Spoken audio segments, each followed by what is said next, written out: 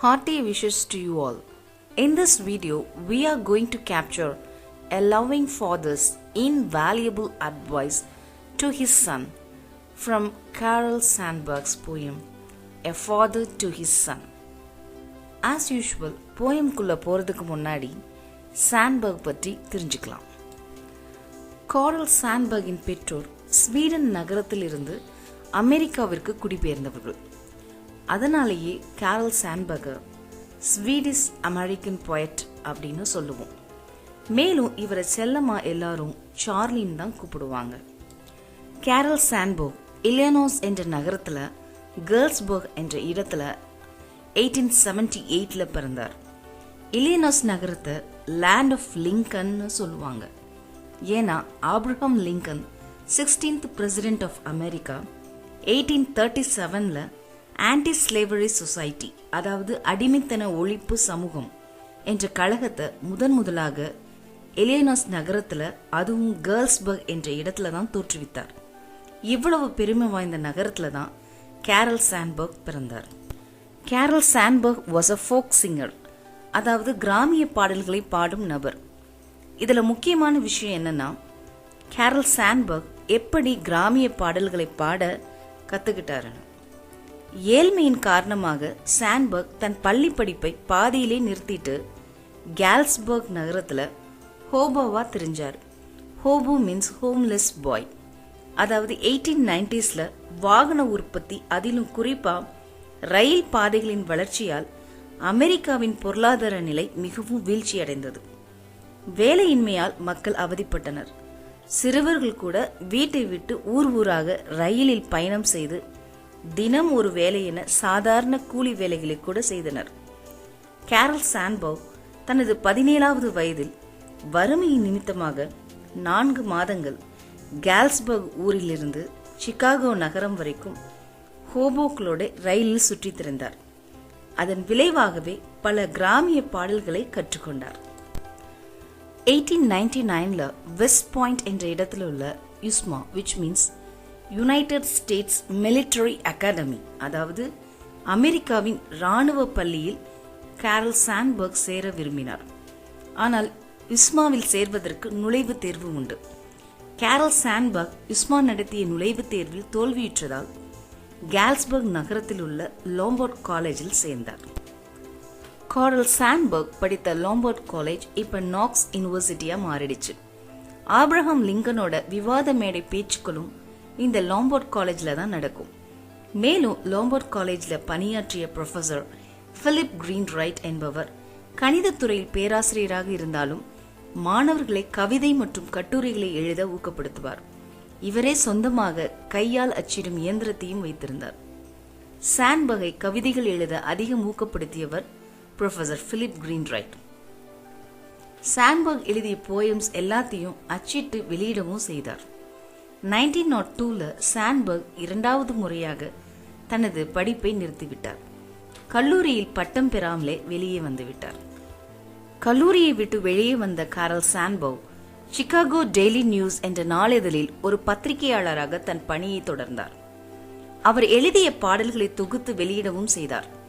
அதன் விளைவாக Pulitzer award, அதாவது பத்திரிகை துறைக்கென வழங்கப்படும் உயரிய விருதான புலிட்சர் அவார்டை 3 முறை பெற்றுள்ளார் சாண்ட்பர்க். இவர் எழுதிய சிகாகோ போயம்ஸ்காக 1919 ஆப்ரஹாம் லிங்கன் த வார் இயர்ஸ்காக 1940 கம்ப்ளீட் போயம்ஸ்காக 1951 இந்த புலிட்சர் அவார்டை பெற்ற பெருமைக்குரியவர் கேரல் சாண்ட்பர்க். கார்ல் சாண்ட்பர்க் 1967 இறந்தபோது அப்போதைய அமெரிக்காவின் 36வது ஜனாதிபதியாக இருந்தார் லிண்டன் பி ஜான்சன் சொன்னாரு, Carl Sandburg was more than the voice of America, more than the poet of its strength and genius. He was America. அதாவது கார்ல் சாண்ட்பர்க் அமெரிக்காவின் குரல் என்பதை விட அதிகமாகவே இருந்தார். ஒரு கவிஞனின் பலம் மற்றும் அறிவு இவைகளை விட அதிகம் பெற்றிருந்தார். அவர்தான் அமெரிக்கா என்று கேரல் சாண்ட்பர்க்கு புகழஞ்சி செலுத்தினார். இது ஒன்னே போதும் கார்ல் சாண்ட்பர்கின் புலமையையும் புகழையும் பறைசாற்ற.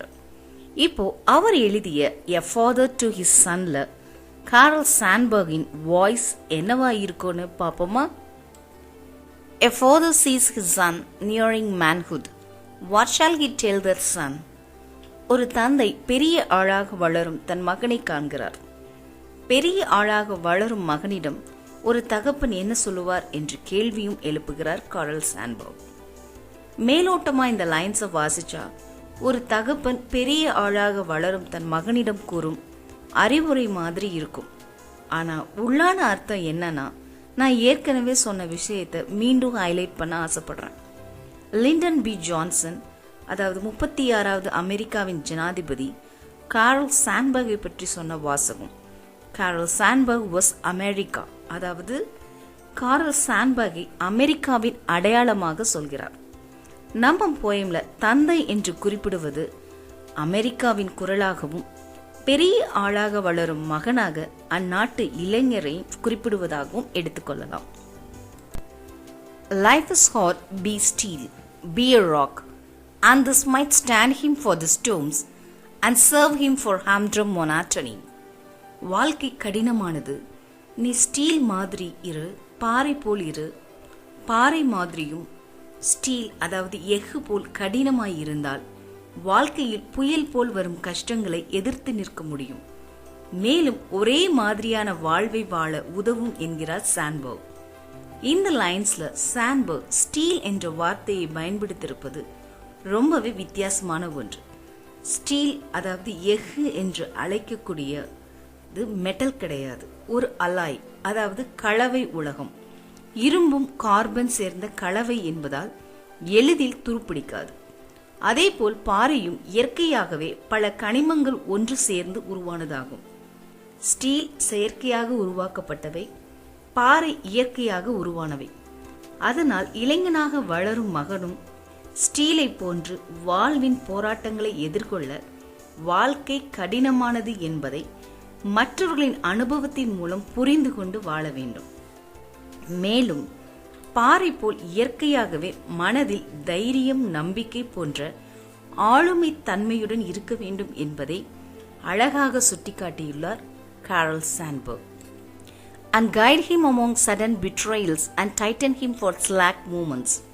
வாழ்க்கை கடினமானது என்பதை நாம் கற்றுக்கொள்ளும் போது நம் வாழ்க்கையில் மற்றவர்களால் ஏற்படும் ஏமாற்றங்களையும் மனம் தளரும் சூழ்நிலைகளையும் நாம் வழிநடத்தப்படுவோம் என்கிறார் காரல் சாண்ட்பர்க். நம்மை சுற்றியுள்ள மனிதர்களால் நாம் ஏமாற்றப்படுவோம், மனம் தளரும் சூழ்நிலைகளையும் தள்ளப்படுவோம்.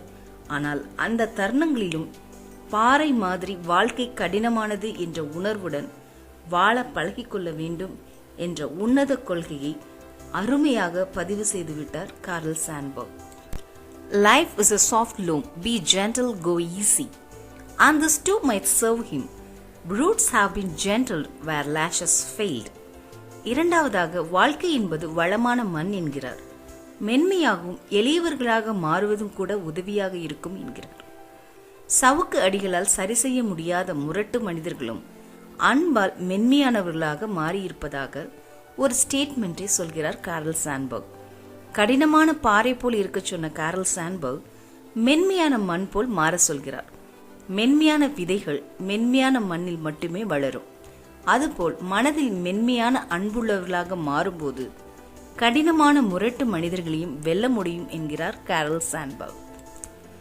The growth of a frail flower in a path has sometimes shattered and split a rock. பாதையில் இருக்கும் பலவீனமான மலர் கூட சில சமயம் ஒரு பாறையை உடைத்து தகர்த்துவிடும் என்கிறார் சாண்ட்பர்க். உடலில் வலிமை இல்லாதவர்கள் கூட தங்கள் அன்பான உள்ளத்தால் முரடான நபர்களை வெல்ல முடியும் என்பதை சுட்டிக்காட்டவே காரல் சாண்ட்பர்க் இந்த எதிர்வினையான வாசகத்தை குறிப்பிட்டுள்ளார். இலக்கிய நடையில் இந்த வாக்கியத்தை ஆன்டிதீசிஸ், அதாவது முரண் இசைவு நயம் என்று அழைப்பார்கள். A tough will counts, so does desire. So does a rich soft wanting. Without rich wanting, nothing arrives. உறுதியான உள்ளம் உடையவர்கள் வாழ்வில் சாதிக்க முடியும். அதிக ஆசையுள்ளவர்களும் வாழ்வில் சாதிப்பர். அதிக தேவையுள்ளவர்களும் சாதிப்பர். தேவை இல்லாதவர்கள் வாழ்வில் எதையும் பெற முடியாது என்கிறார் காரல் சாண்ட்பர்க். இந்த லைன்ஸ்ல காரல் சாண்ட்பர்க் பயன்படுத்திய டிசையர், மற்றும் ரிச் என்ற வார்த்தை அதிக ஆசை அல்லது அதிக விருப்பம் என்பதை குறிப்பதை விட ஒரு மனிதனின் குறிக்கோளை குறிக்கும். வாழ்வில் வெற்றி பெற வேண்டும் என ஆசையுள்ளவர்களுக்கு தேவையானது குறிக்கோள். அந்த குறிக்கோளை உறுதியான உள்ளத்துடன் இருப்பவர்கள் கண்டிப்பாக அடைய முடியும் என்கிறார் கேரல் சாண்ட்பர்க்.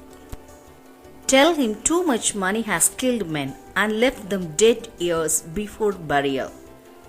Tell him, அதாவது அவனிடம் சொல்லுங்கள் என்ற வார்த்தையை சாண்ட்பர்க் பயன்படுத்துவதால் இந்த வரிகளிலிருந்து நாம் தெரிந்து கொள்ளலாம், சாண்ட்பர்க் தன் நாட்டின் வருங்கால இளைஞர்களுக்கு கற்றுக் கொடுக்க வேண்டிய விஷயங்களை தெளிவாக சொல்கிறார். அதிக பணத்தை சம்பாதிக்க வேண்டும் என்று பணத்தின் பின் செல்பவர்களை பணமானது கொன்றுவிடும்.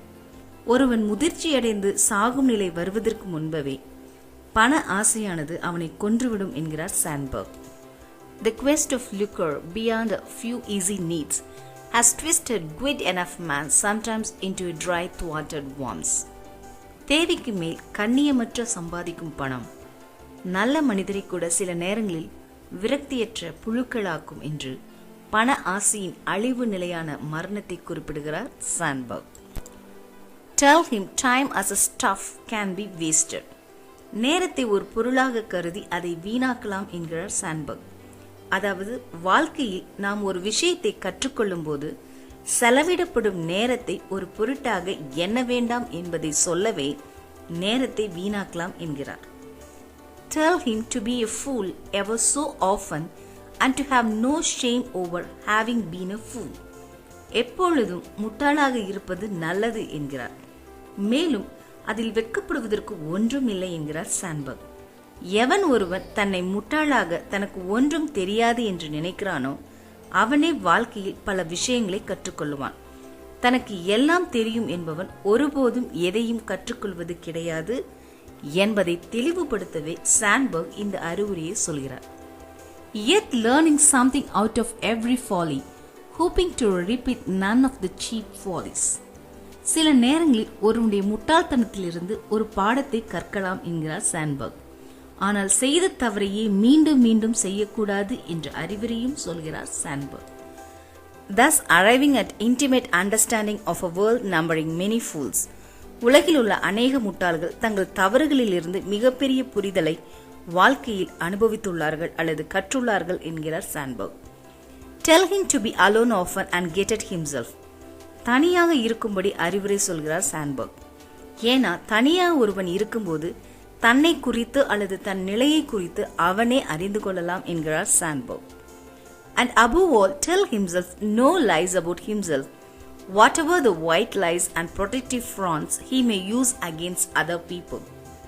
எல்லாவற்றுக்கும் மேலாக தன்னை குறித்து பொய்யாக எதையும் சொல்லக்கூடாது என்ற மிகப்பெரிய பின்பற்ற வேண்டிய அறிவுரையை சொல்கிறார் சாண்ட்பர்க். சில சமயம் மற்றவரை காப்பாற்றுவதற்காக கூட பொய்கள் சொல்லக்கூடாது என்கிறார் சாண்ட்பர்க். பொதுவாக கலர்ஸ்ல பிளாக் கெடுதலாகவும் ஒயிட் புனிதமாகவும் கருதும் பழக்கம் மனிதர்களிடம் உண்டு.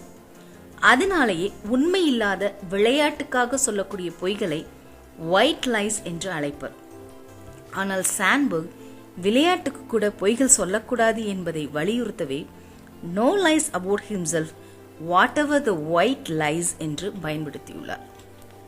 Tell him solitude is creative if he is strong and the final decisions are made in silent rooms. தனிமையாக இருப்பது கூட ஆக்கப்பூர்வமாக ஒருவன் செயல்பட அது அவனின் பலமாக அமைகிறது என்கிறார் சாண்ட்பர்க். மேலும் இறுதி முடிவுகள் பெரும்பாலும் அமைதியான அறைகளில் எடுக்கப்படுகிறது என்று இரண்டாவது முறையாக ஒரு ஸ்டேட்மெண்ட் சொல்கிறார் சாண்ட்பர்க். ஒரு செயலில் முடிவு எடுப்பது தனிமையாக சிந்தித்து எடுப்பது சரியானதாக அமையும். பலரிடம் கருத்து கேட்டு ஒரு முடிவை எடுத்தால் அது தவறாகத்தான் முடியும் என்பதை சுட்டிக்காட்டுகிறார் Sandberg. Tell him to be different from other people if it comes natural and easy being different. மற்ற நபரை காட்டிலும் தனித்துவம் நிறைந்தவனாய் இருப்பது இயற்கையாகவோ அல்லது எளிதாக ஒருவனுக்கு ஏற்படும் என்றால் அவன் தனித்துவப்பட்ட மனிதனாய் இருக்கும்படியே சொல்கிறார் Sandberg. Let him have lazy days seeking his deeper motives. உள்ளத்தில் உயரிய குறிக்கோள் உடையவனாய் இருந்தால் அவன் அந்த குறிக்கோளை நிறைவேற்றும் வரை நாட்களை சோம்பலாக கடத்தலாம் என்கிறார் சாண்ட்பர்க். சாம்பர்க் லேசி டேஸ் என்று குறிப்பிடுவது உள்ளத்தில் உள்ள குறிக்கோளுக்காக வேறு காரியத்தில் ஈடுபாடுகள் இல்லாமல் இருப்பதையே சோம்பலின் நாட்களாக சொல்கிறார். Let him seek deep for where he is born natural. மேலும் தன்னுள் உள்ள அதாவது பிறப்பிலே காணப்படும் பண்புகளை கண்டறியட்டும் என்கிறார் Sandberg. Then he may understand Shakespeare and Wright brothers, Pastor, Pavlov, Michael Faraday, and free imagination bringing changes into a world resenting change. தன்னைத்தான் உணர்ந்தவன் பின்பு உலகில் மாற்றத்தை கொண்டு வந்தவர்களாகிய Shakespeare, Wright brothers, Pasteur, Pavlov, Michael Faraday பற்றியும் அவரின் சுதந்திரமான கற்பனையையும் புரிந்து கொள்வான் என்கிறார் சாண்ட்பர்க். இங்கிலாந்து நாட்டைச் சேர்ந்த ஷேக்ஸ்பியர் இலக்கிய புலமை பெற்றவர். அமெரிக்க நாட்டைச் சேர்ந்த வில்பர் ரைட் மற்றும் ஆர்வில் பிரதர்ஸ் பறக்கும் இயந்திரத்தை உருவாக்கியவர்கள். பிரான்ஸ் நாட்டைச் சேர்ந்த பாஸ்டர் தடுப்பூசியை கண்டறிந்தவர். ரஷ்ய நாட்டைச் சேர்ந்த பாவ்லோ கண்டிஷனல் ரிஃப்ளெக்ஸ் அதாவது மரபியல் நிபந்தனை தெரிவினையை பற்றி அறிவித்தவர். இங்கிலாந்து நாட்டைச் சேர்ந்த மைக்கேல் ஃபரடே மின் காந்தவியல் மற்றும் மின் வேதியியல் ஆகிய துறைகளில் குறிப்பிடத்தக்க பங்களிப்பு செய்துள்ளார். உலக மேதாவிகளான இவர்கள் சுயமாக சிந்தித்து உலகை தங்களுக்கு ஏற்றவாறு மாற்றி அமைத்தவர்கள் என்கிறார் Sandberg. He will be lonely enough to have time for the work he knows as his own. உலகத்தில் மாற்றம் கொண்டு வருபவன் தனிமைப்பட்டிருப்பான். தனது பணி என்ன என்பதை அறிந்தவனாய் அதற்கு நேரம் எடுத்துக்கொள்வான் என்கிறார் Sandberg. The poem is not an advice to a son, but it's a real optimistic speech given to youngsters in the world. அதாவது ஒரு தகப்பன் தன் மகனுக்கு சொல்ல வேண்டிய அறிவுரை மாதிரி போயத்தை சாண்ட்பர்க் ஆரம்பிச்சிருந்தாலும் உண்மையிலே ஒரு எழுச்சியான நேர்மறையான கருத்துக்களை வளர்ந்து வரும் இளைஞர்களை உலகில் தங்கள் செயல்களால் சாதிக்க வைக்க ஊக்கப்படுத்தும் நம்பிக்கையான உரை என்றே சொல்லலாம். His voice is to be heard forever. சாண்ட்பர்கின் எழுச்சியான உரை காலம் கடந்தும் இன்றைய இளைஞர்களுக்கும் பொருந்தும் விதமாக அமைந்திருப்பது அருமையானது. அவருடைய குரல் என்றும் உலகில் உள்ள அனைத்து இளைஞர்களும் கேட்க வேண்டிய ஒன்றே என்று சொல்லலாம். இப்போ எக்ஸாம் பாயிண்ட் ஆஃப் வியூவில் 3 மார்க்ஸ்க்கு கேட்கக்கூடிய explanation with reference to the கான்டெக்ட்ஸ்க்கான க்ளூஸை பார்ப்போம். போயம் லைன்ஸை 3 பகுதிகளாக பிரிச்சுக்கலாம். ஃபர்ஸ்ட் பார்ட்டில் 3 கம்பேரிசன் சொல்லியிருக்கிறார் Sandburg. Life is compared to a rock, life is compared to soft loom, frail flower splitter rock. Second பார்ட்டில் ஃபேமஸ் கோட்ஸ் ஆஃப் சாண்ட்பர்கை ஞாபகம் வச்சுக்கலாம். Brutes have gentle where lashes fail. அடிகளால் மாற்ற முடியாத முரடர்களும் அன்பால் மென்மையானவர்களாக மாறுவர். Final decisions are made in silent rooms. இறுதியான முடிவுகள் அமைதியான அறைகளில் எடுக்கப்படும். Free imaginations bringing changes into your world. சுயமாக சிந்திப்பவர்கள் உலகத்தில் மாற்றம் செய்வார்கள். Lonely enough to have time for the work. தனித்திருப்பவன் தன் பணியை செய்ய நேரத்தை பெறுவான். அடுத்து தேர்ட் பார்ட்ல யங்கர் ஜெனரேஷன்ஸ்க்கு சொல்ல வேண்டியது என்ன? Tell him money killed men. பண ஆசை மனிதனை கொல்லும். Good man into thwarted worms. நல்ல மனிதர்களையும் புழுவாக மாற்றும், அதாவது மரணத்திற்கு கொண்டு செல்லும். Time as a stuff. நேரத்தை ஒரு பொருட்டாக கருது. Be a fool. முட்டாளாக இருப்பது நல்லது. Learn from folly. தவறுகளில் கற்றுக்கொள்வது. Be alone or solitude. தனித்திரு. No lies or white lies. பொய் சொல்லாதே. Different. வேறுபட்டவனாயிரு. Let him lazy days. குறிக்கோளுக்காக காலத்தை சோம்பலாக வீணாக்கலாம். ஸோ இந்த வேர்ட்ஸை ஞாபகம் வச்சு Sandburg father to his son போயமை ஈஸியாக கண்டுபிடிக்கலாம். நெக்ஸ்ட் 2 மார்க்ஸ்க்கு கேட்கக்கூடிய அப்ரிசியேஷன் கொஸ்டின்ஸை பார்ப்போம். How should one face life? வாழ்க்கையை எதிர்கொள்வது எப்படி? One should face life like steel or hard rock. வாழ்க்கையை எஃகு மற்றும் கடினமான பாறை போல் எதிர்கொள்ள வேண்டும். Why does the poet suggest to take life easy?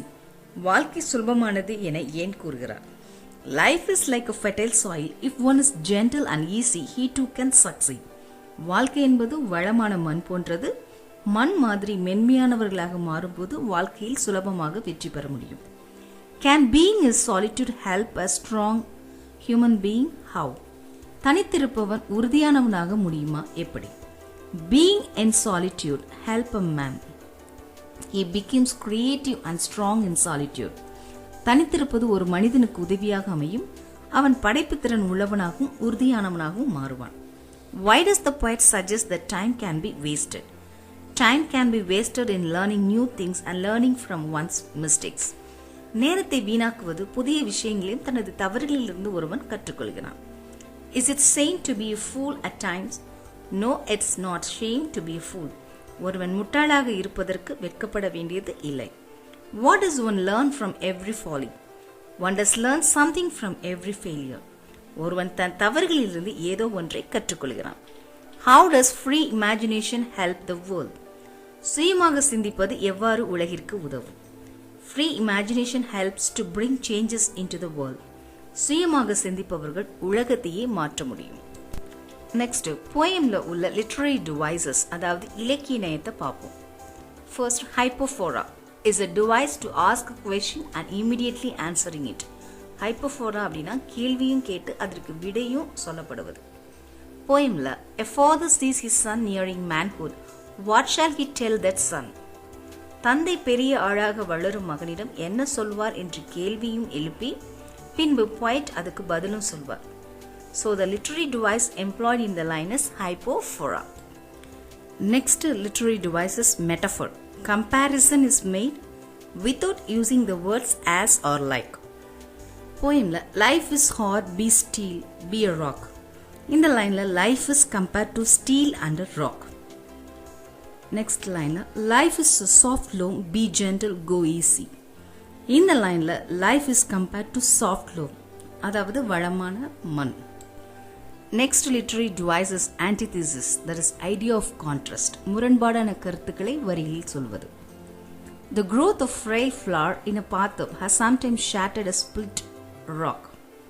இந்த லைன்ஸ்ல frail flower split a rock னு பயன்படுத்தி இருக்கிறார் சாண்ட்பர்க். மென்மையான பூ கடினமான பாறையை பிளக்கும். இவ்வாறாக முரணான கருத்துக்களை பயன்படுத்துவது antithesis எனப்படும்.